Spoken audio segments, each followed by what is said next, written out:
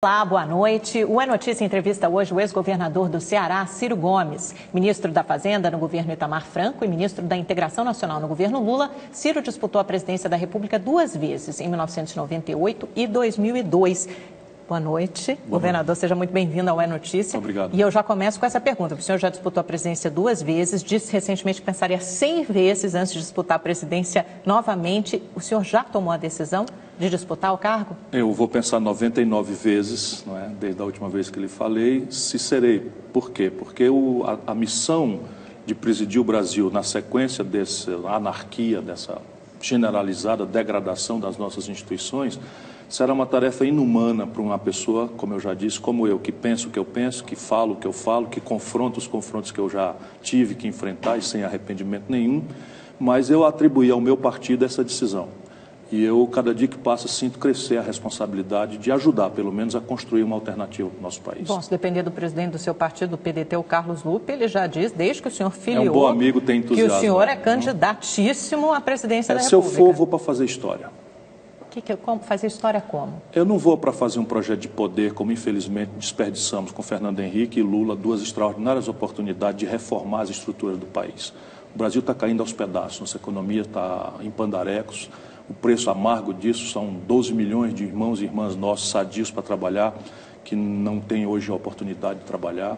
A violência hoje espeta o espinho do medo no coração da família brasileira, por onde se anda, já não são mais nas grandes cidades, as pequenas, médias cidades, não há mais ninguém protegido dessa violência, dessa barbárie que está acontecendo. E em Brasília, uma confrontação absolutamente estúpida, odienta e politiqueira, que não considera estrategicamente os nossos problemas. Faz uns 2 anos que ninguém dá um dia de serviço a resolver o problema da nação brasileira. É interessante porque o senhor usou na primeira resposta uma palavra forte, que é anarquia. Muita gente diz que as instituições do Brasil estão mais fortes, que elas foram testadas recentemente com o impeachment, em outros episódios políticos, e que elas estão fortes. O senhor discorda disso? Não, nós estamos vivendo uma degradação institucional sem precedentes na história moderna do Brasil. Por quê? Como? Porque não está mais funcionando nada. Você tem a chefia do Estado Nacional Brasileiro colapsada, você tem um sem voto, não é, pedante, imbecil, traidor, usurpador e qualquer outro adjetivo que você queira ver, personalizando uma presidência da República ilegítima. O senhor está se referindo ao presidente Temer? Ao senhor Michel Temer, né, que me perdoem os brasileiros que gostam das palavras elegantes, mas ele é o grande responsável pela usurpação que fez, né? Na sequência, você tem um judiciário exacerbadamente fazendo política, um Ministério Público, evidentemente que estou falando das exceções, não das regras.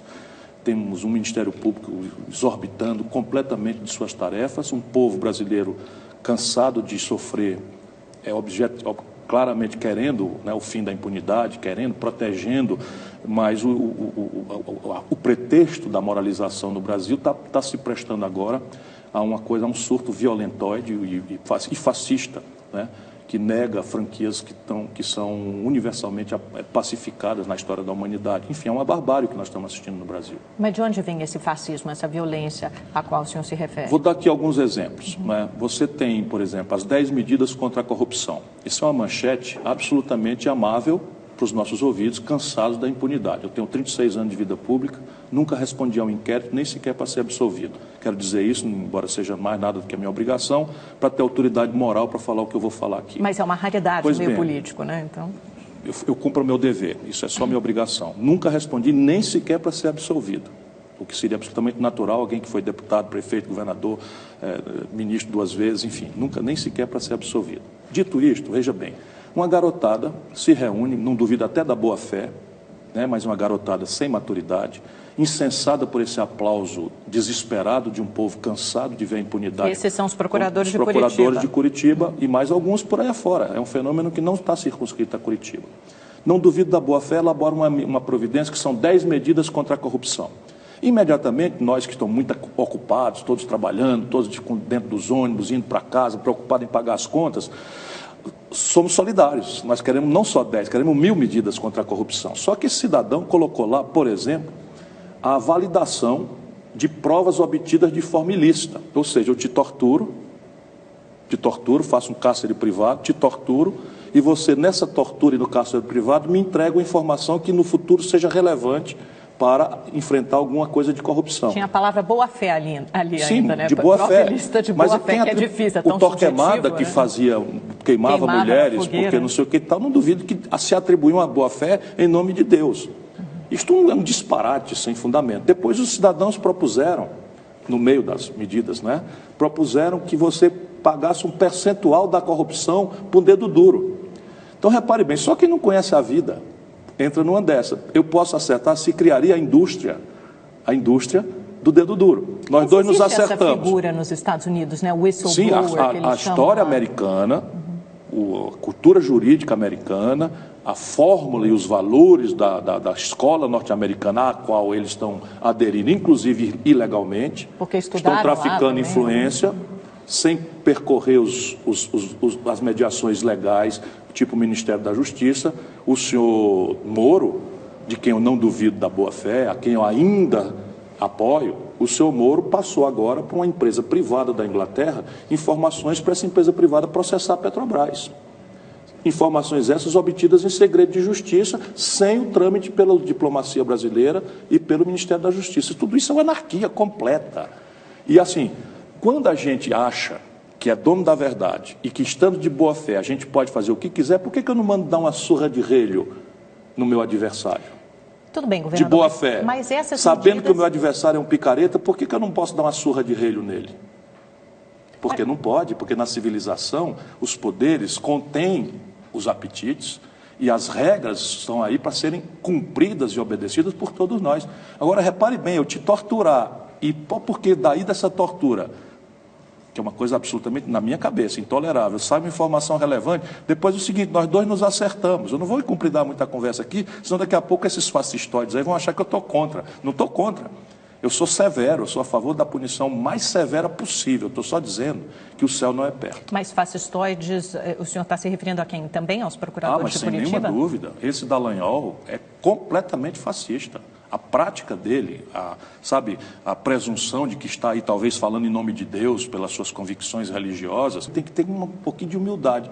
Então o camarada diz assim, está tipificado o crime de responsabilidade para juízes e promotores. Exatamente, foi um companheiro do seu partido, o que é o crime de responsabilidade? Que apresentou isso na Câmara. Isso, o deputado Weverton. Exatamente. Então repare isso bem. acabou aprovado. Sim, mas repare bem, por quê? E foi muito criticado. Por quê? Porque 100% dos prefeitos brasileiros não aguentam mais o constrangimento abusivo de promotores por aí afora, que não eleitos dizem para fazer e desfazer, destroem reputações.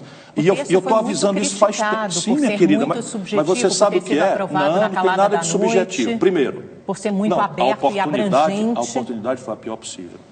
Disse isso ao meu companheiro. A oportunidade, por quê? Porque o ambiente é de golpe de Estado.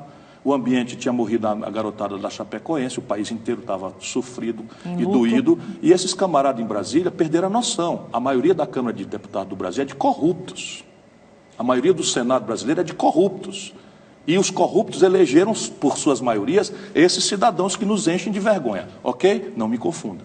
Agora, pode um juiz exercer atividade partidária enquanto juiz? Está escrito lá que não, isso é um abuso. Quem julga são os políticos? Não, a própria magistratura que julga. Quem no mundo acha que um juiz, estando um processo pendente de julgamento, tem direito de dar entrevista antecipando a sentença sem colocá-la nos autos pelo devido processo legal? Isso está escrito lá, isso é assim no mundo inteiro, meu amor. Mas esse é só um dos pontos, o meu amor, né? Aqui é o meu amor Brasil, entende? Mas esse é só um dos pontos, né? Existem várias... Não tem vários, é só isso, está tudo tipificado. E quem julgará ou não o abuso... Então o senhor concorda com essa punição mas eu estou cansado de saber, eu nunca fui processado, eu nunca fui processado nem para ser absolvido e tenho 36 anos de vida pública. Mas, por exemplo, no Ceará, um garoto procurador entrou com a representação por improbidade contra mim, porque eu, como secretário de saúde, fiz um convênio com a prefeitura que, por sua vez, contratou uma cooperativa de socorristas para operar o SAMU. Muito mais barato do que mercado, uma cooperativa não é uma empresa, não tem lucro, etc, etc. Evidentemente, eu estaria já na lista de pessoas processadas por improbidade, que no Brasil significa ladrão. Percebe? Evidentemente, o juiz federal, vendo o abuso, mandou arquivar. E eu não respondi por isso. Mas é justo isso?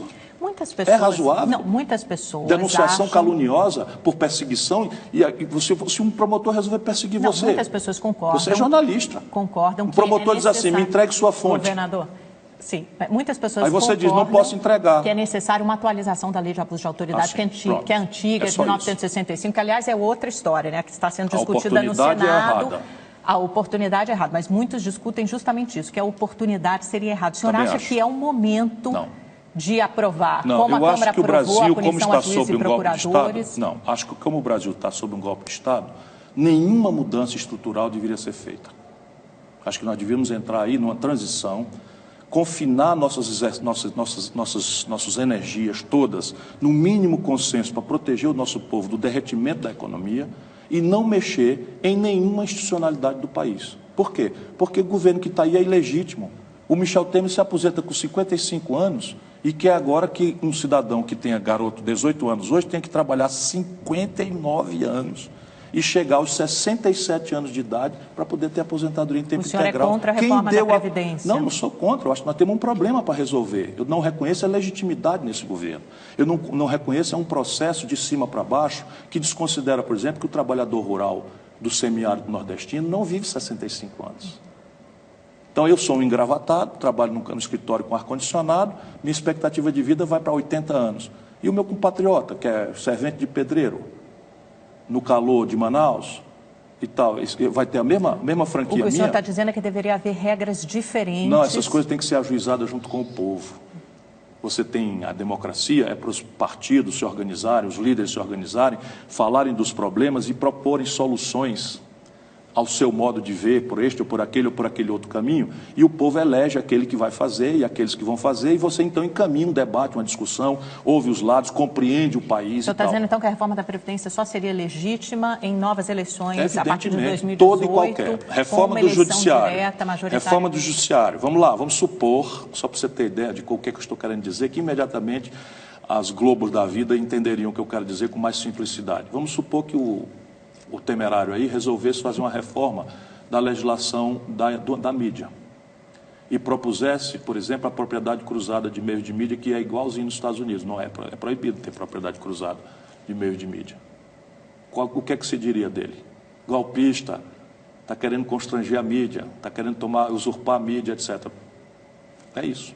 Então, o debate sobre a reforma da Previdência é legítimo, só não é legítimo o momento em que ele está acontecendo. Sim, nós temos um problema. O problema é que a demografia brasileira está mudando rapidamente. Nós estamos envelhecendo e temos uma legislação previdenciária que, ao ver isso, foi fazendo remendinhos e puxadinhos para cá e para lá. Então, o senhor concorda que é necessário uma reforma mais ampla? Esse é um problema que precisa ser posto em debate e temos que fazer uma reforma profunda.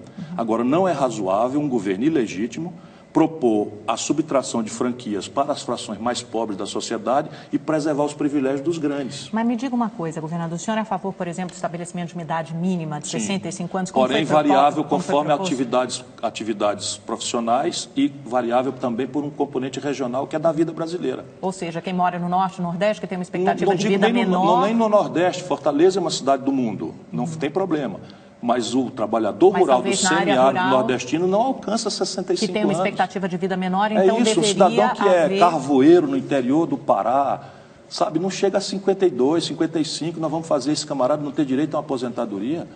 Isso não está direito, isso é completamente inumano, sabe, é perverso, chega a ser perverso. E feito por quem? O senhor Michel Temer se aposentou com 55 anos. Vamos ter clareza, Brasil.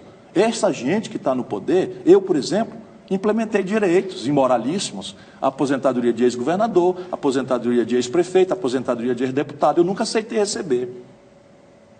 Aí eu tenho moral para vir aqui lhe dizer sobre essa questão. Nunca aceitei receber, porque considero imoral, como esse senhor Michel Temer, o senhor Padilha, tudo aposentado com 45, 50 e poucos anos. Tem muitos ministros que já receberam, tudo canalha, tudo canalha, usurpador do poder nacional brasileiro. Agora, governadora, a formação de uma frente ampla de esquerda, tal como aconteceu no Uruguai, já foi cogitada pelo ex-presidente Lula, pelo ex-governador Tarso Genro, por gente do seu partido, pelo Carlos Lupe, do PDT. Tem chance de prosperar? Por quê? Nem é o que o Brasil precisa.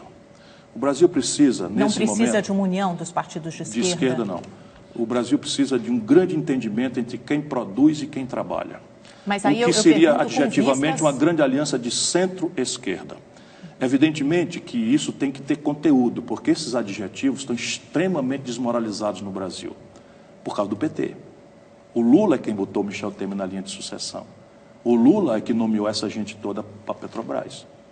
O Lula é que impôs a Dilma sem nenhuma experiência para ser candidata. Você está falando que a aliança de um partido de esquerda ou de centro-esquerda nós precisamos com primeiro outros fazer uma grande conservadores. autocrítica e sair do adjetivo. O que é que o Brasil tem hoje? O que é que está acontecendo? Nós estamos nos desindustrializando. A economia decaiu 10% em 24 meses. E nós estamos com a maior taxa de juros real do mundo. Isso é a bomba que nós temos que desarmar.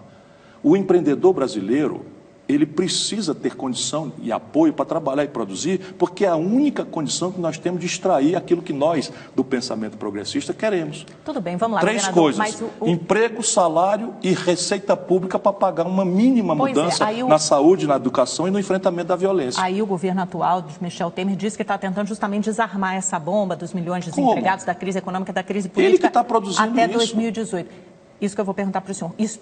É impossível desarmar essa bomba nesse caminho até 2018? Repare, o senhor acha que só com novas eleições a partir de 2018 que isso será possível? Completamente. Primeiro, porque não tem legitimidade e isso não é trivial. Nenhum governo sem legitimidade tem força moral para convocar a nação a debater o sacrifício. Aí eu venho um adversário como eu e diz assim: senhor Michel Temer, o senhor tomou o poder, o senhor não tem a menor autoridade moral e o senhor está propondo uma previdência social que mata o nordestino sem chance de ter aposentadoria para o senhor ter uma aposentadoria feita aos 55 anos com um salário acima do teto. Está aprovando a PEC do teto de gastos, né? Antes da reforma da Previdência. Sim, foi a grande, mas repare bem, não está não, isso é mentira. Também tem um monte de brasileiro de boa fé porque eles estão falindo o país. A situação fiscal brasileira é sem precedentes. Esse ano, o déficit nominal será de 450 bilhões de reais e o déficit primário se aproximará de 200 bilhões de reais. Não há nada parecido na história brasileira. O senhor acha que o ano que vem vai ser igual. Vai ter um leve crescimento, né? Pelas expectativas do mercado igual. até agora. Por quê? Porque a receita pública está despencando. Por quê? Porque nós estamos destruindo o tecido produtivo brasileiro. Por quê? Porque nós estamos, no momento de uma depressão econômica, impondo às empresas um constrangimento nos seus balanços, que é a taxa de juros que está inviabilizando a empresa nacional. Mas, governador, então o que o senhor está dizendo é que os brasileiros estão condenados a viver nessa situação até 2018, até haver novas eleições? Do jeito que as coisas vão, até 2018 está compromissado. Agora, quando o senhor fala que a frente ampla de esquerda não é possível, mas que seria possível uma aliança de centro-esquerda, que partidos o senhor imagina nessa aliança? Repare, os partidos estão adjetivamente classificados mais ou menos de forma posta. De acordo com o espectro político. Então você tem aí, ao centro-esquerda, você tem um pedaço do próprio PMDB, tá certo? Há um pedaço do PSDB, minoritários, mas aqui você tem que ter um corte também de decência, porque não dá para fazer mais aliança com bandido e trazê-los para o centro do poder. Mas com vista às eleições, você não consegue metade do PMDB ou metade do PSDB? Não, claro que sim, claro que consegue. Só quem fez a bobagem de botar o PMDB organicamente na linha de sucessão foi o Lula, ninguém mais. Vê se o próprio Lula escolheu, Lula escolheu o Zé Alencar para vice. Então o senhor imagina... Um homem extraordinário, maravilhoso, e tirou ele do PMDB. E era um empresário. O Itamar Franco foi vice do Collor, um homem de bem, né, decente. E aí o Lula entrega, bota a Dilma, uma pessoa inexperta, gente boa, séria, mas sem nenhuma experiência, e bota um espertalhão, fator de unidade da quadrilha do PMDB, como o Michel Temer na linha de sucessão. Depois contemporiza com Eduardo Cunha, presidente da Câmara. Depois faz acordo para o Renan ser presidente do Senado. Isso é a tempestade perfeita que está se organizando sobre as costas do povo brasileiro. Mas isso provavelmente vai continuar assim até 2018, né? Não, o senhor imaginaria, o senhor imaginaria atrair quem para o seu lado? Que partidos? É isso que o senhor fala? Eu não estou muito preocupado com isso agora, não. Sabe, essa ideia de transação em Brasília, trancado em sala, não me agrada. Mas a aliança com o PT o senhor não vê como possível? Não, eu não vejo não por mim. Eu não vejo pela natureza do PT. Porque o presidente do PT, o Rui Falcão, disse numa entrevista recentemente que o PT só trabalha com o plano A e que o plano A ainda é o Pronto, Lula. Acabou. Tchau. Boa sorte. O senhor não vai nem insistir? Não vou mesmo. O senhor acha que o Lula tem condições Não vou e também não contem mais comigo. Desde 89 que eu estou nessa. Agora só vou para mudar. O senhor está rachando, então, com não o PT? Não só vou para mudar, não estou rachando com ninguém. O que eu acho necessário, agora eu vou te explicar, é a gente dar conteúdo prático a um projeto nacional de desenvolvimento. Como é que nós vamos interromper a desindustrialização do país? Como é que nós vamos fazer via complexo industrial do petróleo e gás, complexo industrial da saúde, complexo industrial da defesa, complexo industrial do agronegócio? Como é que nós vamos recuperar a capacidade de se industrializar do Brasil? Isso que tem a ver com a recuperação da equação de financiamento da economia brasileira. Como é que a gente vai ter uma política monetária e fiscal que sejam fraternas, amistosas a quem produz e trabalha, encerrando a cultura do rentismo que faz... O Brasil está atolado muitos anos. O Fernando Henrique e Lula fizeram a mesma coisa. O filme da virada do Fernando Henrique, 98, 99, é o filme que nós estamos assistindo agora. Naquela data, o PT propôs o impeachment do Fernando Henrique. Quais seriam suas medidas na área econômica, por exemplo? Assim, você tem primeiro que fazer uma reversão das expectativas. Então, a primeira coisa que tem que fazer é reduzir a taxa de juros. Simples assim, e olha que eu não sou uma pessoa simplória. Mas é porque a inflação estava muito alta, mentira, né? Você só pode reduzir a taxa de juros quando a inflação estiver mais comportada. É mentira, é lavagem cerebral. É lavagem cerebral, é mentira. A inflação, quando a Dilma botou a taxa de juros em 14,25, projetada, era de 11,5%, puxada por preços administrados pelo governo, tarifaço de energia elétrica em São Paulo foi 70%. Era preços cambializados, nossos remédios que a gente compra na farmácia são todos importados, porque a gente não tem política industrial de comércio exterior, prostrados a essa estupidez neoliberal, 80% da nossa química fina vem do estrangeiro, paga em dólar. Se eu precisava de R$ 2,20 para comprar $1 de Tilenol, eu preciso de R$ 4,00 para comprar $1 de Tilenol, o preço de Tilenol sobe e não tem taxa de juros que dê jeito. Então é mentira. Só que hoje, aceitando a mentira para argumentar, a projeção da inflação para o futuro é de menos de 5%. É 4,7%, 4,8%. Então já dava para o Banco Central ter começado que a taxa de juros está fazendo em 13,75%? Mais agressiva da taxa de juros. Está só inflando o balanço dos bancos, porque agora estão micando com créditos que são idiotas, no fundo. Nós estamos semeando para certa, como 2 e 2 são 4, uma crise no setor financeiro. Mas o senhor concorda, então, que o Brasil precisa de algumas reformas, além de reduzir a taxa de juros? Nós precisamos reformar o sistema de tributos, né? Na direção oposta do que estão falando, nós precisamos desonerar a produção e o investimento e sobregravar progressivamente o consumo suntuário e o legado de heranças e doações. Porque essas desonerações seletivas não deram certo no governo Dilma, isso foi um keynesianismo imbecil, mal lido, do Dr. Guido Mantega. Fizeram renúncia fiscal de 84 bilhões de reais para o oligopólio de automóveis e eletroeletrônicos mandar remessa de lucro para o estrangeiro. Então, você está falando de que tipo de desoneração? Como é que seria Não, estou falando de desoneração, não. Estou falando de oneração de heranças e doações. Estou falando de agravar mais progressivamente o consumo suntuário e desonerar o investimento. Só isso, o investimento, não é o consumo. Então, aumentar os impostos dos mais ricos e desonerar a produção ou reduzir os impostos da produção dos investimentos. A gente estava falando, só para botar um pouquinho... Fácil de falar e guerra para fazer. E difícil de fazer, exatamente. A gente tá Mas falando por quê? Porque Brasília, agora está ficando demonstrado, Brasília não tem a ver com o Brasil. Brasília não está se doendo com a dor do nosso povo, com a dor da classe média, com o sofrimento, a angústia, a exasperação, a revolta do nosso povo. Brasília não tem nada com isso, eles estão mostrando isso. Agora, governador, só para a gente fechar esse bloco e ir para o intervalo rapidinho, o senhor acha que o Lula tem condições de disputar a presidência em 2018? Condição jurídica, acho que sim, porque... Ele terá até lá ou ele já terá sido Acho que sim, porque qualquer condenado? advogado, eu sou profissional de direito, talvez eu tenha a minha angústia com a degradação das instituições. Mas aí eu estou te perguntando pela realidade da Lava Jato, não exatamente, pela sua opinião como... Eu olhando como advogado, né, as acusações contra o Lula e as provas contra ele levantadas juridicamente, eu não vejo como o Lula ser condenado. Ou seja, não há evidências para condená-lo. Quero dizer que acho que o Lula cometeu todas as imoralidades, sabe, a frouxidão moral, o novorrichismo, tudo certo.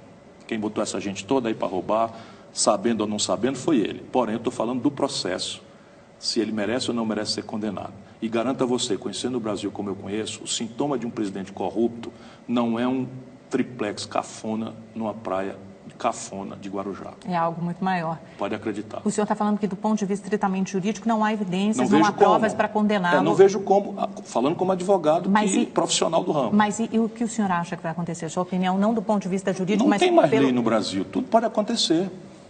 Ele pode ficar fora do páreo juridicamente. Tudo pode acontecer. E politicamente, ele tem condições de concorrer pela degradação, pela deterioração da imagem dele, acho que seria um desastre aconteceu. Para o país e para ele. Isso eu tenho dito com clareza. O senhor acha Quando que ele iria um falcão perder? desse, dando sequência ao desastrado exercício de uma presidência que enterrou o partido, importante para o Brasil, esse falcão é um imbecil, na minha opinião, desde sempre. Já ouvi fazendo besteira 1000. E continua. Né? Mas o que ele está dizendo? Ele não está querendo bem ao Lula. O que ele está querendo? Está querendo usar o Lula para ver se salva um resto do PT. Quando, na verdade, o que pode salvar o PT, que é importante para o país, é uma autocrítica. Sabe? É um mínimo de humildade e construir um caminho para uma novidade para o país. Não precisa ser eu, que afinal de contas nem novidade sou mais. Eu estou aí há 36 anos, fui governador, fui ministro 2 vezes, prefeito, deputado estadual, deputado federal, enfim, acadêmico, escrevo, falo. Não precisa ser eu. Agora, se o Lula vai, o que é que vai acontecer? A confrontação odienta, violenta, radicalizada que nós estamos vendo hoje no Brasil e que vai se agravar na esteira do desgoverno do senhor Michel Temer, vai se agravar e nós chegaremos em 2018 levando para o processo eleitoral este velho confronto. A melhor hipótese, o Lula ganha e não governa. Mas o senhor acha que ele ganharia? Sabe-se lá, acho que não. A Frente Ampla de Esquerda, então, pelo seu entendimento, está morta. Não tem ela chance foi de muito acontecer. Importante no Uruguai, que é um país menor do que o Ceará. Exato, mas aqui não vai se reproduzir. E ali havia uma coerência programática que aqui não há. Vamos concordar. A economia política do Lula e da Dilma foi rigorosamente a mesma do Fernando Henrique, contra a minha opinião. O que aconteceu? O Lula e o comecinho da Dilma, eles conseguiram atravessar. Por quê? Porque houve uma sorte internacional. A China crescia loucamente, comprava loucamente nossos minérios de ferro, e aí os preços dos nossos produtos foram lá para cima. Então a gente vendia uma tonelada de minério de ferro por $190, a gente vendia um barril de petróleo por 110, e aí pagou a conta de expandir o salário mínimo, fazer o Bolsa Família, etc. Na hora que o barril de petróleo caiu para 30, na hora que o minério de ferro caiu para 38, o Platts, a tonelada de minério de ferro de boa procedência, como é o da Companhia Siderúrgica Nacional, onde eu trabalhava. Na hora que as commodities perderam 17%, 20% de preços, mesmo a de comida, quebrou-se. A economia afundou. Quebrou. E o que é que nós fizemos? Renúncia fiscal para a indústria automobilística e mentira na eleição. Olha no que deu. E provável candidato à presidência da República. Ele vai passar 99 vezes antes, mas até 2018, daqui a pouquinho o senhor resolve. Esse governo chega até o fim, o governo de Michel Temer? É improvável. Por quê? O conjunto de energias que estão se acumulando, agravadas pela ilegitimidade, agravadas por essa anarquia, né? Judiciário, Ministério Público, políticos, e, enfim, essa anarquia que eu estou muito angustiado com ela, a tendência das elites brasileiras é produzir um fusível, um escape. E, evidentemente, esse escape não espera 2 anos. Então, provavelmente, o Tribunal Superior Eleitoral, se continuar essa energia se acumulando, vai caçar a chapa e o Congresso vai eleger indiretamente um novo presidente. Essa energia talvez até seja, penso eu, melhor para o país. Essa energia se acumulando, o senhor diz, se o presidente Temer, por exemplo, perdeu o respaldo, o apoio do mercado, que é aquele ente meio figurado, sim, mas que representa mas basicamente um é o seguinte, o mercado tributou a ele algumas tarefas, que ele está fazendo a retórica do mercado e faz o oposto. Mas não é cumprir, ele está se desvencilhando. Por exemplo, você acha que os deputados se reuniriam de madrugada para fazer uma anistia ao Caixa 2, se não tivesse se acertado com ele? É a mesma canalha que votou o impeachment aí. O senhor está dizendo, é a crise política que contribui para afundar mais mas a economia? A crise política quer dizer o quê? A crise política quer dizer o quê? Você não vai votar a reforma da Previdência.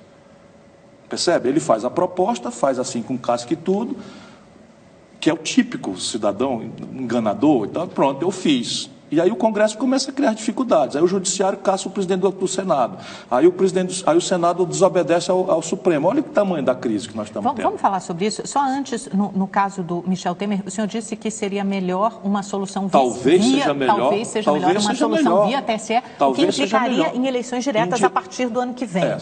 Quer dizer, o ideal seriam eleições diretas, mas não creio que esse Congresso, dominado por corruptos, faça isso. Mas aí o Congresso iria escolher um presidente com mandato tampão. Mas, de qualquer forma, haveria, vamos dizer, a constituição de um entendimento qualquer, e o candidato que falam, os dois candidatos que falam, têm alguma compostura, algum diálogo, alguma respeitabilidade, coisa que o Michel Temer não tem nenhuma. Mas o Congresso Estão falando no Fernando Henrique e no Nelson Jobim.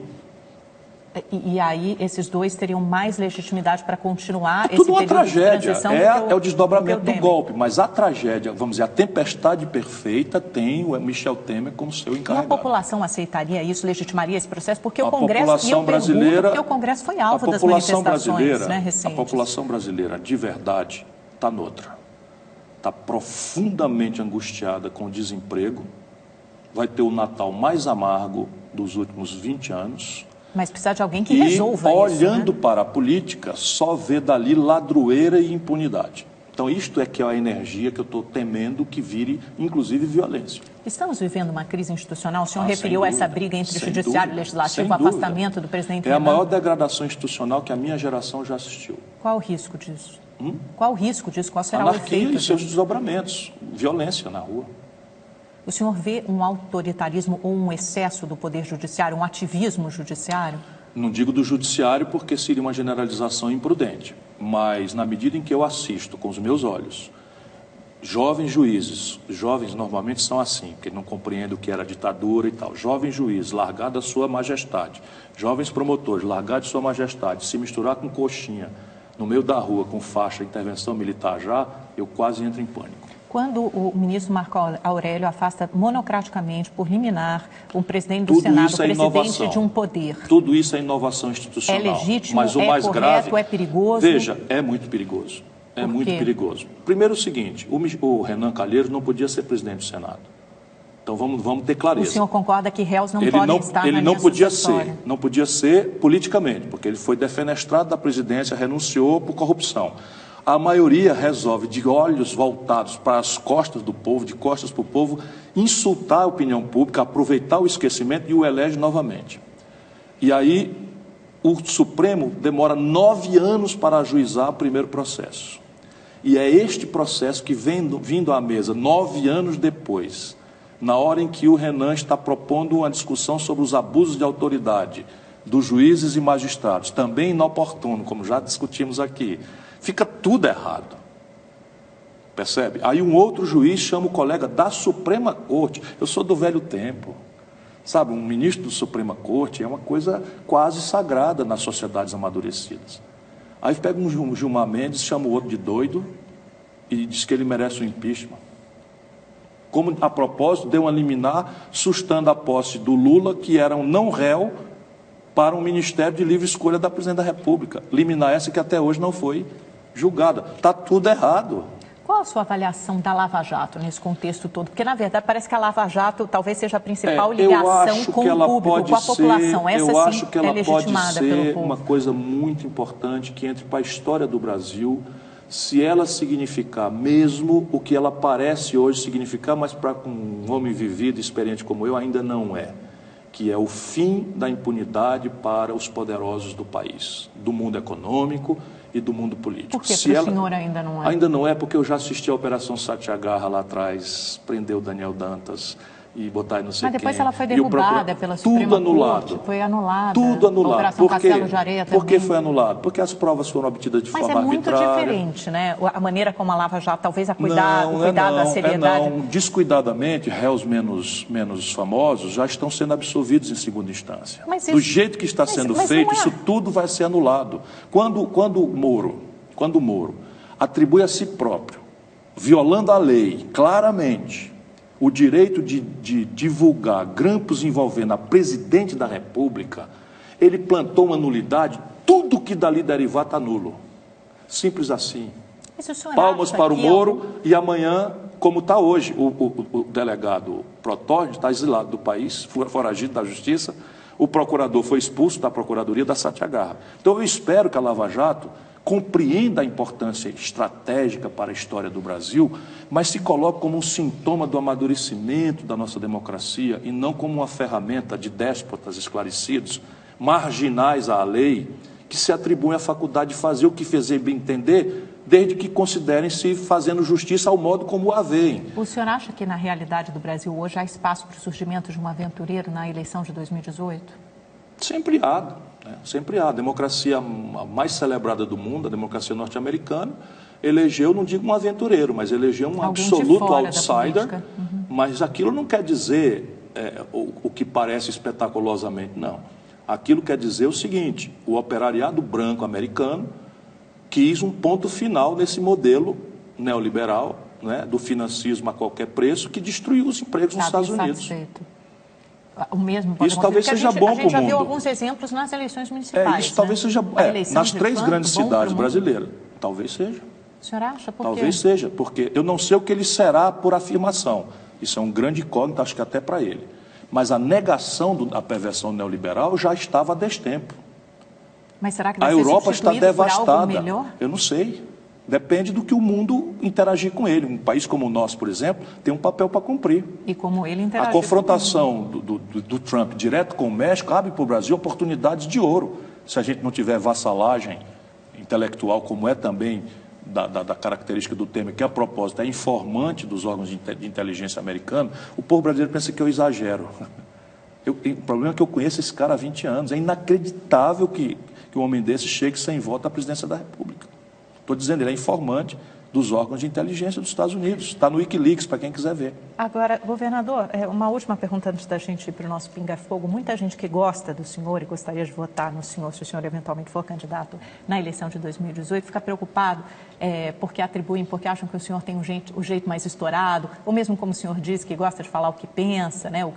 Uma pessoa que fala o que o senhor fala e pensa o que o senhor pensa. Como é que o senhor se comportaria na presidência da República? É um lugar onde são necessários acordos, concessões, acordo com o Congresso? A gente tem que olhar para o homem, especialmente na política, não pelo que ele fala. Porque eu podia te dizer assim, ó, eu sou o Cirinho Paz e Amor. O Lula não fez essa mudança? Mas ele foi Paz e Amor. Contratou o marqueteiro e tal, e assim, convenceu-se da propaganda e virou mesmo. Agora, eu fui governador do 8º Estado brasileiro. Eu fui ministro da Fazenda, eu administrei a economia do Brasil. Eu fui prefeito da 5ª maior cidade brasileira.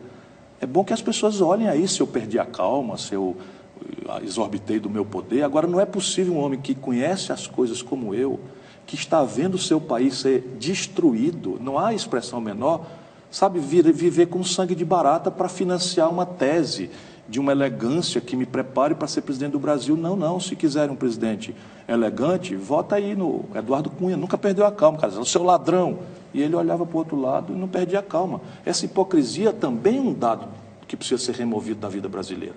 É preciso que a gente restabeleça com franqueza, sabe, uma cumplicidade com o povo para que ele entenda o que está acontecendo de real no nosso país. Nós estamos nos desindustrializando. São 12 milhões de desempregados, vão ser 15 milhões no ano que vem. As contas públicas brasileiras, a pretexto, né, de uma retórica, estão se deteriorando como eu nunca vi. O governo mais responsável e irresponsável fiscalmente da história era o Fernando Henrique. Michel Temer está usurpando dele essa posição rapidamente. E você tem, assim, falências, recuperação judicial, crédito de recuperação duvidosa, provisionamento, já são os maiores. Até os bancos estão caindo entre 20% e 25% a sua lucratividade média. Não é brinquedo o que está acontecendo com o país, não é brinquedo. E aí eu faço o quê? Olha, vamos, né? Falo-ia se pudesse fazer. Eu sei fazer mesóclise. Então, depois desse discurso, o senhor pode acabar com uma mesóclise, mas eu acho que o senhor será candidato. Provavelmente. Seluei? Seluei. Então tá certo. Provavelmente seluei. Governador, vamos lá para o nosso pinga-fogo. Lava Jato. Eu tenho muita esperança que possa ser uma mudança histórica para o país, mas eles estão cometendo tantos erros que podem estar condenando para um futuro muito próximo ela a toda nulidade. Sérgio Moro. Acho que é um juiz muito sério, muito bem intencionado, porém está sendo tão aplaudido, e o aplauso e a juventude, eu sei disso, fui o mais jovem governador da história do Brasil, o aplauso exagerado para um jovem às vezes deforma, e acho que ele está experimentando isso. Renan Calheiros. Fundo do poço. Marco Aurélio Mello. É um grande magistrado. Grande magistrado. Supremo Tribunal Federal. Acho que precisa fazer umas reuniões secretas, sabe? Desligar a TV Justiça, olhar para a tradição boa e má, e deixa eu falar um pouquinho mais sobre isso. A má tradição é que o Judiciário sempre se omitiu em momentos de transe institucional. O impeachment da Dilma foi feito com flagrante ilegalidade e o Supremo fechou os olhos. Isso cumpriu uma tradição ruim, mas há uma tradição de altivez, sabe, de severidade, de sobriedade, de economia em palavras, que precisa ser urgentemente restaurado a bem da estabilidade institucional do Brasil e de um resto de chance democrática para nós. Congresso Nacional? Hoje dominado por é o santuário da democracia, mas Montesquieu deve estar revirando no túmulo, hoje dominado por uma maioria de ladrões, marginais. Michel Temer? Esse é o pior aventureiro, traidor da história brasileira. Dilma? Um inocente. Lula? Foi brincar de Deus, vou repetir, queimou-se. Muito obrigada, governador, pela sua entrevista. Acho que vamos nos ver mais até 2018. Muito obrigada a você também pela sua companhia. Até essa hora, uma excelente semana, uma ótima noite. Até a próxima segunda. Tchau, tchau. expectativa de vida menor, então isso, deveria um cidadão que haver... é carvoeiro no interior do Pará, sabe, não chega a 52, 55, nós vamos fazer esse camarada não ter direito a uma aposentadoria? Isso não está direito, isso é completamente inumano, sabe? É perverso, chega a ser perverso. E feito por quem? O senhor Michel Temer se aposentou com 55 anos. Vamos ter clareza, Brasil. Essa gente que está no poder, eu, por exemplo, implementei direitos imoralíssimos. A aposentadoria de ex-governador, aposentadoria de ex-prefeito, aposentadoria de ex-deputado. Eu nunca aceitei receber. Aí eu tenho moral para vir aqui lhe dizer sobre essa questão. Nunca aceitei receber, porque considero imoral, como esse senhor Michel Temer, o senhor Padilha, tudo aposentado com 45, 50, 50 e poucos anos. Tem muitos ministros que já receberam, já tudo recebem canalha, aposentadoria. tudo canalha, usurpador do poder nacional brasileiro. Agora, governadora, a formação de uma frente ampla de esquerda, tal como aconteceu no Uruguai, já foi cogitada pelo ex-presidente Lula, pelo ex-governador Tarso Genro, por gente do seu partido, pelo Carlos Lupe, do PDT. Tem chance de prosperar? Por quê? Nem é o que o Brasil precisa. O Brasil precisa, nesse momento... Não precisa de uma união dos partidos de esquerda? De esquerda, não. O Brasil precisa de um grande entendimento entre quem produz e quem trabalha. Mas aí o que seria, adjetivamente, uma grande aliança de centro-esquerda. Evidentemente que isso tem que ter conteúdo, porque esses adjetivos estão extremamente desmoralizados no Brasil, por causa do PT. O Lula é quem botou o Michel Temer na linha de sucessão. O Lula é que nomeou essa gente toda para a Petrobras. O Lula é que impôs a Dilma sem nenhuma experiência para ser candidato. Você está falando que a aliança de um partido de esquerda ou de centro-esquerda? Nós precisamos primeiro fazer uma grande autocrítica e sair do adjetivo. O que é que o Brasil tem hoje? O que é que está acontecendo? Nós estamos nos desindustrializando. A economia decaiu 10% em 24 meses. E nós estamos com a maior taxa de juros real do mundo. Isso é a bomba que nós temos que desarmar. O empreendedor brasileiro, ele precisa ter condição e apoio para trabalhar e produzir, porque é a única condição que nós temos de extrair aquilo que nós, do pensamento progressista, queremos. Tudo bem, vamos lá. Três coisas: emprego, salário e receita pública para pagar uma mínima mudança na saúde, na educação e no enfrentamento da violência. Aí o governo atual de Michel Temer diz que está tentando justamente desarmar essa bomba dos milhões de desempregados, da crise econômica, da crise política. Ele que está produzindo até 2018. Isso que eu vou perguntar para o senhor. É impossível desarmar essa bomba nesse caminho até 2018? Repare, o senhor acha que só com novas eleições a partir de 2018 que isso será possível? Completamente. Primeiro, porque não tem legitimidade e isso não é trivial. Nenhum governo sem legitimidade tem força moral para convocar a nação a debater o sacrifício. Aí eu venho um adversário como eu e diz assim: o senhor Michel Temer, o senhor tomou o poder, o senhor não tem a menor autoridade moral e o senhor está propondo uma previdência social que mata o nordestino sem chance de ter aposentadoria para o senhor ter uma aposentadoria feita aos 55 anos com salário acima do teto. Está aprovando a PEC do teto de gastos, né? Antes da reforma da Previdência. Sim, foi a grande, mas repare bem, não está não, isso é mentira. Também tem um monte de brasileiro de boa fé porque eles estão falindo o país. A situação fiscal brasileira é sem precedentes. Esse ano, o déficit nominal será de 450 bilhões de reais e o déficit primário se aproximará de 200 bilhões de reais. Não há nada parecido na história brasileira. O senhor acha que o ano que vem vai ser igual. Vai ter um leve crescimento, né? Pelas expectativas do mercado até agora. Por quê? Porque a receita pública está despencando. Por quê? Porque nós estamos destruindo o tecido produtivo brasileiro. Por quê? Porque nós estamos, no momento de uma depressão econômica, impondo às empresas um constrangimento nos seus balanços, que é a taxa de juros que está inviabilizando a empresa nacional. Mas, governador, então o que o senhor está dizendo é que os brasileiros estão condenados a viver nessa situação até 2018, até haver novas eleições? Do jeito que as coisas vão, até 2018 está compromissado. Agora, quando o senhor fala que a frente ampla de esquerda não é possível, mas que seria possível uma aliança de centro-esquerda, que partidos o senhor imagina nessa aliança? Repare, os partidos estão adjetivamente classificados mais ou menos de forma posta. De acordo com o espectro político. Então você tem aí, ao centro-esquerda, você tem um pedaço do próprio PMDB, tá certo? Há um pedaço do PSDB, minoritários, mas aqui você tem que ter um corte também de decência, porque não dá para fazer mais aliança com bandido e trazê-los para o centro do poder. Mas com vista às eleições, você não consegue metade do PMDB ou metade do PSDB? Não, claro que sim, claro que consegue. Só quem fez a bobagem de botar o PMDB organicamente na linha de sucessão foi o Lula, ninguém mais. Vê se o próprio Lula escolheu, Lula escolheu o Zé Alencar para vice. Então o senhor um homem extraordinário, maravilhoso, e tirou ele do PMDB. E era um empresário. O Itamar Franco foi vice do Collor, um homem de bem, né, decente. E aí o Lula entrega, bota a Dilma, uma pessoa inexperta, gente boa, séria, mas sem nenhuma experiência, e bota um espertalhão fator de unidade da quadrilha do PMDB como o Michel Temer na linha de sucessão. Depois contemporiza com Eduardo Cunha, presidente da Câmara. Depois faz acordo para o Renan ser presidente do Senado. Isso é a tempestade perfeita que está se organizando sobre as costas do povo brasileiro. Mas isso provavelmente vai continuar assim até 2018, né? Não, o senhor imaginaria, o senhor imaginaria atrair quem para o seu lado? Que partidos? É isso que o senhor fala? Eu não estou muito preocupado com isso agora, não. Sabe, essa ideia de transação em Brasília, trancada em sala, não me agrada. Mas a aliança com o PT o senhor não vê como possível? Não, eu não vejo não por mim. Eu não vejo pela natureza do PT. Porque o presidente do PT, o Rui Falcão, disse numa entrevista recentemente que o PT só trabalha com o plano A e que o plano A ainda é o Pronto, Lula. Acabou. Tchau. Boa sorte. O senhor não vai nem assistir? Não vou mesmo.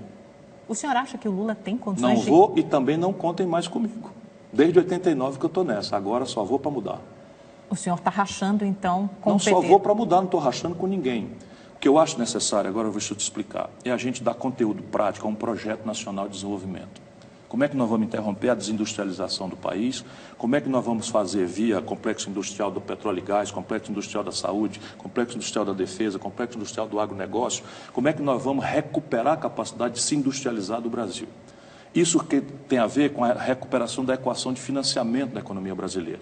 Como é que a gente vai ter uma política monetária e fiscal que sejam fraternas, amistosas a quem produz e trabalha, encerrando a cultura do rentismo que faz... O Brasil está atolado muitos anos. O Fernando Henrique e Lula fizeram a mesma coisa. O filme da virada do Fernando Henrique 98, 99 é o filme que nós estamos assistindo agora. Naquela data o PT propôs o impeachment do Fernando Henrique. Quais seriam suas medidas na área econômica, por exemplo? Sim. Olá, boa noite. O É Notícia entrevista hoje o ex-governador do Ceará, Ciro Gomes. Ministro da Fazenda no governo Itamar Franco e ministro da Integração Nacional no governo Lula, Ciro disputou a presidência da República 2 vezes, em 1998 e 2002. Boa noite. Governador, seja muito bem-vindo ao É Notícia. Obrigado. E eu já começo com essa pergunta. O senhor já disputou a presidência 2 vezes, disse recentemente que pensaria 100 vezes antes de disputar a presidência novamente. O senhor já tomou a decisão de disputar o cargo? Eu vou pensar 99 vezes, não é? Desde a última vez que lhe falei, se serei. Por quê? Porque a missão de presidir o Brasil na sequência dessa anarquia, dessa generalizada degradação das nossas instituições, será uma tarefa inumana para uma pessoa, como eu já disse, como eu, que penso o que eu penso, que falo o que eu falo, que confronto os confrontos que eu já tive que enfrentar e sem arrependimento nenhum, mas eu atribuí ao meu partido essa decisão. E eu, cada dia que passa, sinto crescer a responsabilidade de ajudar, pelo menos, a construir uma alternativa para o nosso país. Bom, se depender do presidente do seu partido, do PDT, o Carlos Lupe, ele já diz, desde que o senhor filiou, um bom amigo, tem entusiasmo, que o senhor é candidatíssimo à presidência da Se República. eu for, vou para fazer história. Fazer história como? Eu não vou para fazer um projeto de poder, como infelizmente desperdiçamos com Fernando Henrique e Lula, 2 extraordinárias oportunidades de reformar as estruturas do país. O Brasil está caindo aos pedaços, nossa economia está em pandarecos, o preço amargo disso são 12 milhões de irmãos e irmãs nossos sadios para trabalhar, que não têm hoje a oportunidade de trabalhar. A violência hoje espeta o espinho do medo no coração da família brasileira, por onde se anda, já não são mais nas grandes cidades, as pequenas, médias cidades, não há mais ninguém protegido dessa violência, dessa barbárie que está acontecendo. E em Brasília, uma confrontação absolutamente estúpida, odienta e politiqueira, que não considera estrategicamente os nossos problemas. Faz uns 2 anos que ninguém dá um dia de serviço a resolver o problema da nação brasileira. É interessante porque o senhor usou na primeira resposta uma palavra forte, que é anarquia. Muita gente diz que as instituições do Brasil estão mais fortes, que elas foram testadas recentemente com o impeachment, em outros episódios políticos, e que elas estão fortes. O senhor discorda disso? Não, nós estamos vivendo uma degradação institucional sem precedentes na história moderna do Brasil. Por quê? Como? Porque não está mais funcionando nada. Você tem a chefia do Estado Nacional Brasileiro colapsada, você tem um sem voto, não é, pedante, imbecil, traidor, usurpador e qualquer outro adjetivo que você queira ver, personalizando uma presidência da República ilegítima. O senhor está se referindo ao presidente Temer? Ao senhor Michel Temer, né, que me perdoem os brasileiros que gostam das palavras elegantes, mas ele é o grande responsável pela usurpação que fez. Não é? Na sequência, você tem um judiciário exacerbadamente fazendo política, um Ministério Público, evidentemente que estou falando das exceções, não das regras.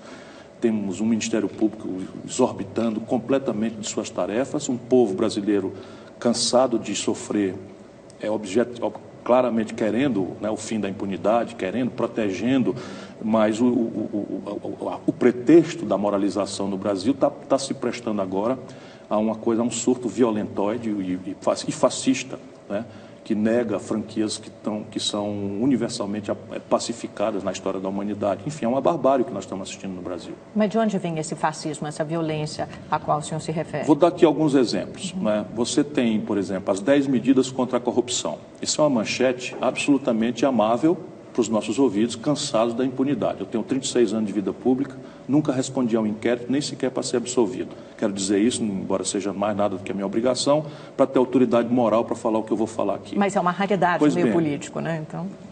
Eu cumpro o meu dever, isso é só minha obrigação. Nunca respondi nem sequer para ser absolvido, o que seria absolutamente natural, alguém que foi deputado, prefeito, governador, ministro 2 vezes, enfim, nunca nem sequer para ser absolvido. Dito isto, veja bem, uma garotada se reúne, não duvido até da boa fé, né, mas uma garotada sem maturidade, insensada por esse aplauso desesperado de um povo cansado de ver a impunidade. Esses são os procuradores de Curitiba. Os procuradores de Curitiba e mais alguns por aí afora. É um fenômeno que não está circunscrito a Curitiba.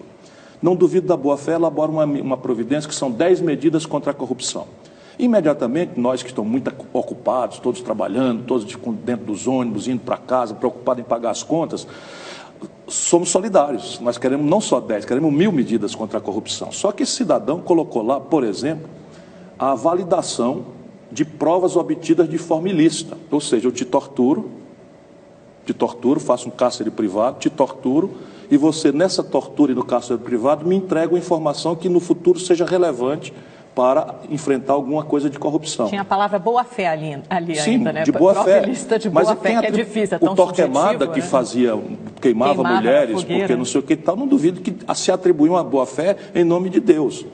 Isto é um disparate sem fundamento. Depois os cidadãos propuseram, no meio das medidas, né, propuseram que você pagasse um percentual da corrupção por um dedo duro. Então, repare bem, só quem não conhece a vida entra numa dessa. Eu posso acertar se criaria a indústria do dedo duro. Nós dois nos acertamos. Essa figura nos Estados Unidos, né? O whistleblower. Sim, a história americana, a cultura jurídica americana, a fórmula e os valores da escola norte-americana à qual eles estão aderindo, inclusive ilegalmente, estão traficando influência, sem percorrer as mediações legais, tipo o Ministério da Justiça. O senhor Moro, de quem eu não duvido da boa-fé, a quem eu ainda apoio, o senhor Moro passou agora para uma empresa privada da Inglaterra informações para essa empresa privada processar a Petrobras. Informações essas obtidas em segredo de justiça, sem o trâmite pela diplomacia brasileira e pelo Ministério da Justiça. Tudo isso é uma anarquia completa. E assim, quando a gente acha que é dono da verdade e que, estando de boa fé, a gente pode fazer o que quiser, por que eu não mando dar uma surra de relho no meu adversário? Tudo bem, governador. De boa fé. Mas essas sabendo medidas... que o meu adversário é um picareta, por que eu não posso dar uma surra de relho nele? Porque não pode, porque na civilização os poderes contêm os apetites e as regras estão aí para serem cumpridas e obedecidas por todos nós. Agora, repare bem, eu te torturar, e porque daí dessa tortura, que é uma coisa absolutamente agravadas por essa anarquia, né? Judiciário, Ministério Público, políticos, e, enfim, essa anarquia que eu estou muito angustiado com ela, a tendência das elites brasileiras é produzir um fusível, um escape, e evidentemente esse escape não espera 2 anos.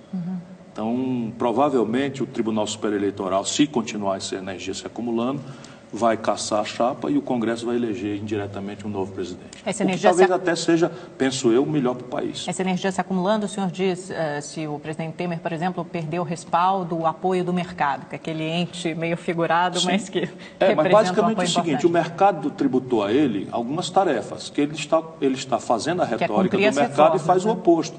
Mas não é cumprir, ele está se desvencilhando. Por exemplo, você acha que os deputados se reuniriam de madrugada para fazer uma anistia ao Caixa 2, se não tivesse se acertado com ele? É a mesma canalha que votou o impeachment aí. O senhor está dizendo, é a crise política que contribui para afundar mais Sim, mas a economia? A crise política quer dizer o quê? A crise política hoje... quer dizer o quê? Você não vai votar a reforma da Previdência. Percebe? Ele faz a proposta, faz assim com casca e tudo, que é o típico cidadão enganador, então pronto, eu fiz. E aí o Congresso começa a criar dificuldades. Aí o Judiciário caça o presidente do Senado. Aí o Senado desobedece ao Supremo. Olha o tamanho da crise que nós estamos tendo. Vamos falar sobre isso. Só antes, no caso do Michel Temer, o senhor disse que seria melhor uma solução talvez seja melhor uma solução via TSE, o que implicaria em eleições diretas a partir do ano que vem. Quer dizer, o ideal seriam eleições diretas, mas não creio que esse Congresso, dominado por corruptos, faça isso. Mas aí o Congresso iria escolher um presidente com mandato tampão. Mas, de qualquer forma, haveria, vamos dizer, a constituição de um entendimento qualquer, e o candidato que falam, os dois candidatos que falam, tem alguma compostura, algum diálogo, alguma respeitabilidade, coisa que o Michel Temer não tem nenhuma. Mas o Congresso Estão falando no Fernando Henrique e no Nelson Jobim. E aí esses dois teriam mais legitimidade para continuar esse tudo uma período tragédia. de transição? É o desdobramento do golpe, mas a tragédia, vamos dizer, a tempestade perfeita tem o Michel Temer como seu encarregado. E a população aceitaria isso, legitimaria esse processo? Porque o Congresso, porque o Congresso foi alvo das manifestações, né, recentes. A população brasileira, de verdade, está noutra. Está profundamente angustiada com o desemprego, vai ter o Natal mais amargo dos últimos 20 anos... Mas precisa de alguém que resolva isso, olhando para a política, só vê dali ladroeira e impunidade. Então, isto é que é a energia que eu estou temendo que vire, inclusive, violência. Estamos vivendo uma crise institucional? O senhor referiu a essa briga entre o Judiciário e o Legislativo, o afastamento do presidente Renan. É a maior degradação institucional que a minha geração já assistiu. Qual o risco disso? Qual o risco disso? Qual será o efeito? Anarquia e seus desdobramentos, violência na rua. O senhor vê um autoritarismo ou um excesso do Poder Judiciário, um ativismo judiciário? Não digo do Judiciário porque seria uma generalização imprudente, mas na medida em que eu assisto com os meus olhos, jovens juízes, jovens normalmente são assim, que não compreendem o que era ditadura e tal, jovens juízes, largar da sua majestade, jovens promotores, largar de sua majestade, se misturar com coxinha no meio da rua com faixa intervenção militar já, eu quase entro em pânico. Quando o ministro Marco Aurélio afasta monocraticamente, por liminar, um presidente do Senado, presidente de um poder... Tudo isso é inovação institucional. É legítimo, mas o mais correto, grave, é perigoso? Veja, é muito perigoso. É muito perigoso. Primeiro o seguinte, o Renan Calheiros não podia ser presidente do Senado. Então vamos ter clareza. O senhor concorda que réus não podem estar ele na não linha podia sucessória? Não podia ser politicamente, porque ele foi defenestrado da presidência, renunciou por corrupção. A maioria resolve, de olhos voltados para as costas do povo, de costas para o povo, insultar a opinião pública, aproveitar o esquecimento e o elege novamente. E aí o Supremo demora 9 anos para ajuizar o primeiro processo. E é este processo que vindo à mesa 9 anos depois, na hora em que o Renan está propondo uma discussão sobre os abusos de autoridade dos juízes e magistrados, também inoportuno, como já discutimos aqui, fica tudo errado. Percebe? Aí um outro juiz chama o colega da Suprema Corte. Eu sou do velho tempo. Sabe, um ministro da Suprema Corte é uma coisa quase sagrada nas sociedades amadurecidas. Aí pega um Gilmar Mendes, chama o outro de doido e diz que ele merece um impeachment. Como, a propósito, deu uma liminar sustando a posse do Lula, que era um não réu, para um Ministério de Livre Escolha da Presidente da República. Liminar essa que até hoje não foi julgada. Está tudo errado. Qual a sua avaliação da Lava Jato nesse contexto todo? Porque, na verdade, parece que a Lava Jato talvez seja a principal ligação com o público, com a população. Essa sim é legitimada pelo povo. Eu acho que ela pode ser uma coisa muito importante que entre para a história do Brasil, se ela significar mesmo o que ela parece hoje significar, mas para um homem vivido, experiente como eu, ainda não é. Que é o fim da impunidade para os poderosos do país, do mundo econômico e do mundo político. Por que para o senhor ainda não é? Ainda não é porque eu já assisti a Operação Satyagraha lá atrás, prendeu o Daniel Dantas e botar aí não sei quem. Mas depois ela foi derrubada pela Suprema Tudo anulado. Corte, foi anulada. Tudo anulado. Operação Castelo de Areia também. Por que foi anulado? Porque as provas foram obtidas de forma arbitrária. Mas é muito diferente, né? A maneira como a Lava Jato, talvez o cuidado, a seriedade. Não. Descuidadamente, réus menos famosos já estão sendo absolvidos em segunda instância. Do jeito que está sendo feito, isso tudo vai ser anulado. Quando o Moro atribui a si próprio, violando a lei claramente, o direito de divulgar grampos envolvendo a presidente da República, ele plantou uma nulidade, tudo que dali derivar está nulo. Simples assim. Palmas para o Moro e amanhã, como está hoje, o delegado Protógeno está exilado do país, foragido da justiça, o procurador foi expulso da procuradoria da Satyagraha. Então eu espero que a Lava Jato compreenda a importância estratégica para a história do Brasil, mas se coloque como um sintoma do amadurecimento da nossa democracia e não como uma ferramenta de déspotas esclarecidos, marginais à lei, que se atribuem a faculdade de fazer o que fizer bem entender, desde que considerem-se fazendo justiça ao modo como a veem. O senhor acha que, na realidade... Na minha cabeça, intolerável. Sai uma informação relevante, depois é o seguinte, nós dois nos acertamos. Eu não vou cumprir dar muita conversa aqui, senão daqui a pouco esses fascistóides aí vão achar que eu estou contra. Não estou contra. Eu sou severo, eu sou a favor da punição mais severa possível. Estou só dizendo que o céu não é perto. Mas fascistoides, o senhor está se referindo a quem? Também aos procuradores de Curitiba? Mas sem nenhuma dúvida. Esse Dallagnol é completamente fascista. A prática dele, a presunção de que está aí talvez falando em nome de Deus, pelas suas convicções religiosas, tem que ter um pouquinho de humildade. Então o camarada diz assim, está tipificado o crime de responsabilidade para juízes e promotores. Exatamente, foi um companheiro do seu partido, PDT, o que é o crime de responsabilidade? Que apresentou isso na Câmara. Isso, o deputado Weverton. Exatamente. Então repare isso bem. Acabou aprovado. Sim, mas repare bem, por quê? E foi muito criticado. Por quê? Porque 100% dos prefeitos brasileiros não aguentam mais o constrangimento abusivo de promotores por aí afora, que não eleitos dizem para fazer e desfazer, destroem reputações. E eu estou avisando isso faz tempo. Sim, minha querida, mas você sabe o que é? Não tem nada de subjetivo. Primeiro, por ser muito aberto e abrangente. A oportunidade foi a pior possível. Disse isso ao meu companheiro. A oportunidade, por quê? Porque o ambiente é de golpe de Estado. O ambiente tinha morrido a garotada da Chapecoense, o país inteiro estava sofrido e doído. E esses camaradas em Brasília perderam a noção. A maioria da Câmara de Deputados do Brasil é de corruptos. A maioria do Senado brasileiro é de corruptos. E os corruptos elegeram, por suas maiorias, esses cidadãos que nos enchem de vergonha. Ok? Não me confunda. Agora, pode um juiz exercer atividade partidária enquanto juiz? Está escrito lá que não, isso é um abuso. Quem julga são os políticos? Não, é a própria magistratura que julga. Quem no mundo acha que um juiz, estando um processo pendente de julgamento, tem direito de dar entrevista antecipando a sentença sem colocá-la nos autos pelo devido processo legal? Isso está escrito lá, isso é assim no mundo inteiro, meu amor. Mas esse é só um dos pontos, o meu amor, né? Aqui é o meu amor Brasil, entende? Mas esse é só um dos pontos, né? Existem várias... Não tem vários, é só isso, está tudo tipificado. E quem julgará ou não então, o senhor concorda com essa punição? Mas eu estou cansado de saber. Eu nunca fui processado. Eu nunca fui processado nem para ser absolvido e tenho 36 anos de vida pública. Mas, por exemplo, no Ceará, um garoto procurador entrou com a representação por improbidade contra mim, porque eu, como secretário de saúde, fiz um convênio com a prefeitura que, por sua vez, contratou uma cooperativa de socorristas para operar o SAMU. Muito mais barato do que mercado, uma cooperativa não é uma empresa, não tem lucro, etc, etc. Evidentemente, eu estaria já na lista de pessoas processadas por improbidade, que no Brasil significa ladrão. Percebe? Evidentemente, o juiz federal, vendo o abuso, mandou arquivar. E eu não respondi por isso. Mas é justo isso?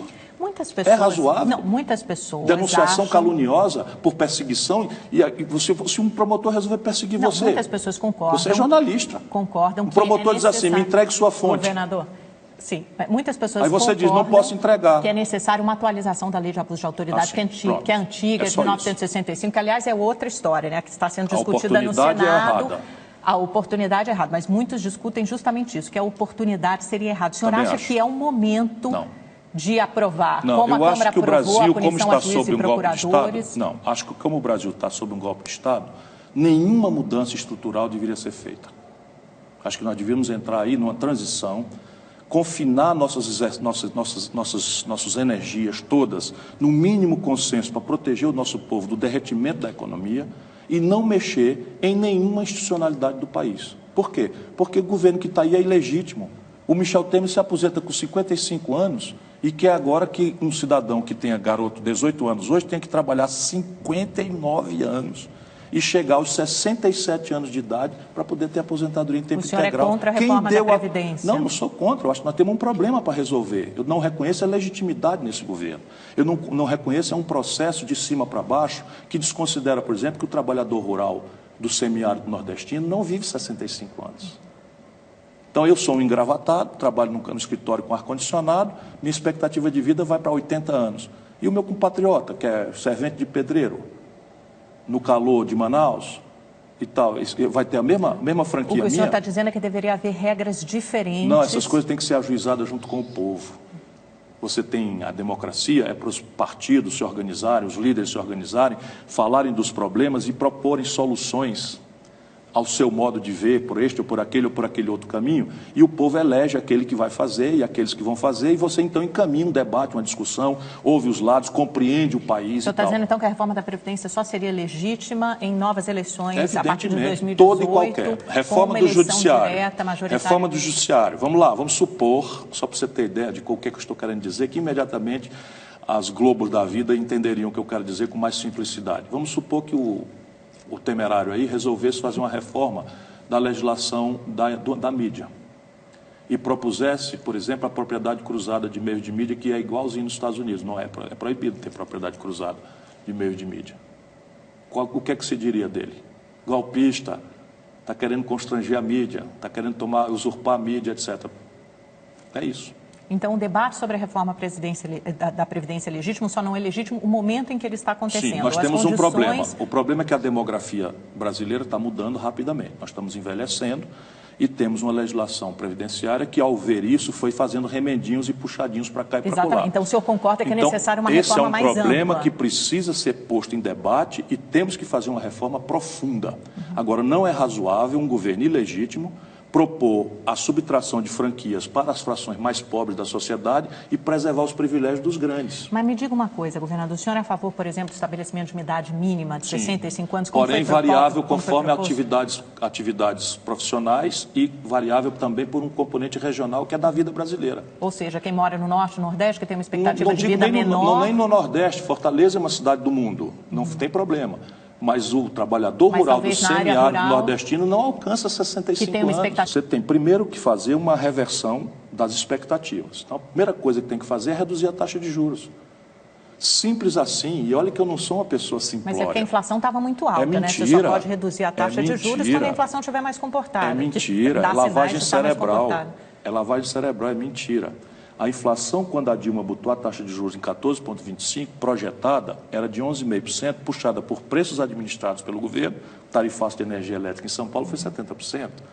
Era preços cambializados, nossos remédios que a gente compra na farmácia são todos importados, porque a gente não tem política industrial de comércio exterior, prostrados a essa estupidez neoliberal, 80% da nossa química fina vem do estrangeiro, paga em dólar. Se eu precisava de R$ 2,20 para comprar $1 de Tilenol, eu preciso de R$ 4,00 para comprar $1 de Tilenol, o preço de Tilenol sobe e não tem taxa de juros que dê jeito. Então é mentira. Só que hoje, aceitando a mentira para argumentar, a projeção da inflação para o futuro é de menos de 5%. É 4,7%, 4,8%. Então já dava para o Banco Central ter começado que a taxa de juros está fazendo em 13,75%? Mais agressiva da taxa de juros. Está só inflando o balanço dos bancos, porque agora estão micando com créditos que são idiotas, no fundo. Nós estamos semeando para certa, como 2 e 2 são 4, uma crise no setor financeiro. Mas o senhor concorda, então, que o Brasil precisa de algumas reformas, além de reduzir a taxa de juros? Nós precisamos reformar o sistema de tributos, né? Na direção oposta do que estão falando, nós precisamos desonerar a produção e o investimento e sobregravar progressivamente o consumo suntuário e o legado de heranças e doações. Porque essas desonerações seletivas não deram certo no governo Dilma, isso foi um keynesianismo imbecil, mal lido, do Dr. Guido Mantega. Fizeram renúncia fiscal de 84 bilhões de reais para o oligopólio de automóveis e eletroeletrônicos mandar remessa de lucro para o estrangeiro. Então, o senhor está falando de que tipo de desoneração? Como é que seria Não, estou falando de desoneração, não. Estou falando de oneração de heranças e doações. Estou falando de agravar mais progressivamente o consumo suntuário e desonerar o investimento. Só isso, o investimento, não é o consumo. Então, aumentar os impostos dos mais ricos e desonerar a produção ou reduzir os impostos da produção dos investimentos. A gente estava falando, só para botar um pouquinho... Fácil de falar e guerra para fazer. E difícil de fazer, exatamente. A gente Mas por quê? Porque Brasília, agora está ficando demonstrado, Brasília não tem a ver com o Brasil. Brasília não está se doendo com a dor do nosso povo. com a dor da classe média, com o sofrimento, a angústia, a exasperação, a revolta do nosso povo. Brasília não tem nada com isso, eles estão mostrando isso. Agora, governador, só para a gente fechar esse bloco e ir para o intervalo rapidinho, o senhor acha que o Lula tem condições de disputar a presidência em 2018? Condição jurídica, acho que sim, porque... Ele terá até lá ou ele já terá sido Acho que sim, porque qualquer condenado? advogado, eu sou profissional de direito, talvez eu tenha a minha angústia com a degradação das instituições. Mas aí eu estou te perguntando pela realidade da Lava Jato, não exatamente, pela sua opinião como... Eu olhando como advogado, né, as acusações contra o Lula e as provas contra ele levantadas juridicamente, sim, eu não vejo como o Lula ser condenado. Ou seja, não há evidências para condená-lo. Quero dizer que acho que o Lula cometeu todas as imoralidades, sabe, a frouxidão moral, o novorrichismo, tudo certo. Quem botou essa gente toda aí para roubar, sabendo ou não sabendo, foi ele. Porém, eu estou falando do processo, se ele merece ou não merece ser condenado. E garanto a você, conhecendo o Brasil como eu conheço, o sintoma de um presidente corrupto não é um triplex cafona numa praia cafona de Guarujá. É algo muito maior. Pode acreditar. O senhor está falando que do ponto de vista estritamente jurídico não há evidências, não há provas para condená-lo. Não vejo como, falando como advogado profissional do ramo. Mas e o que o senhor acha que vai acontecer? Sua opinião, não do ponto de vista jurídico, mas... Não tem mais lei no Brasil, tudo pode acontecer. Ele pode ficar fora tudo do páreo juridicamente. Tudo pode acontecer. E politicamente, ele tem condições de concorrer pela degradação, pela deterioração da imagem dele, acho que aí seria um desastre. Acho que seria um desastre para o país e para ele. Isso eu tenho dito com clareza. O senhor acha Quando que ele iria Falcão perder? Desse, dando sequência ao desastrado exercício de uma presidência que enterrou o partido, importante para o Brasil. Esse Falcão é um imbecil, na minha opinião, desde sempre. Já ouvi fazendo besteira mil. E continua. Né? Mas o que ele está dizendo? Ele não está querendo bem ao Lula. O que ele está querendo? Está querendo usar o Lula para ver se salva um resto do PT. Quando, na verdade, o que pode salvar o PT, que é importante para o país, é uma autocrítica. Sabe? É um mínimo de humildade e construir um caminho para uma novidade para o país. Não precisa ser eu, que afinal de contas nem novidade sou mais. Eu estou aí há 36 anos, fui governador, fui ministro 2 vezes, prefeito, deputado estadual, deputado federal, enfim, acadêmico, escrevo, falo. Não precisa ser eu. Agora, se o Lula vai, o que vai acontecer? A confrontação odienta, violenta, radicalizada que nós estamos vendo hoje no Brasil e que vai se agravar na esteira do desgoverno do senhor Michel Temer, vai se agravar e nós chegaremos em 2018 levando para o processo eleitoral este velho confronto.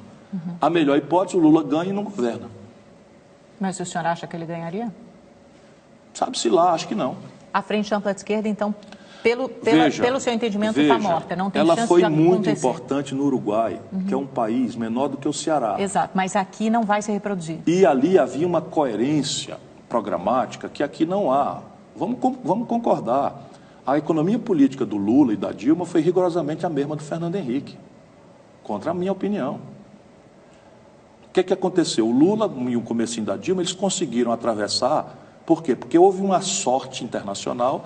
A China crescia loucamente, comprava loucamente nossos minérios de ferro, e aí os preços dos nossos produtos foram lá para cima. Então a gente vendia uma tonelada de minério de ferro por $190, a gente vendia um barril de petróleo por 110, e aí pagou a conta de expandir o salário mínimo, fazer o Bolsa Família, etc. Na hora que o barril de petróleo caiu para 30, na hora que o minério de ferro caiu para 38, o Platts, a tonelada de minério de ferro de boa procedência, como é o da Companhia Siderúrgica Nacional, onde eu trabalhava. Na hora que as commodities perderam 17%, 20% de preços, mesmo a de comida, quebrou-se. A economia afundou. E o que é que nós fizemos? Renúncia fiscal para a indústria automobilística e mentira na eleição. Olha no que deu. E provável candidato à presidência da República. Ele vai passar 99 vezes antes, mas até 2018, daqui a pouquinho o senhor resolve. Esse governo chega até o fim, o governo de Michel Temer? É improvável. Por quê? O conjunto de energias que estão se acumulando, agravadas pela ilegitimidade,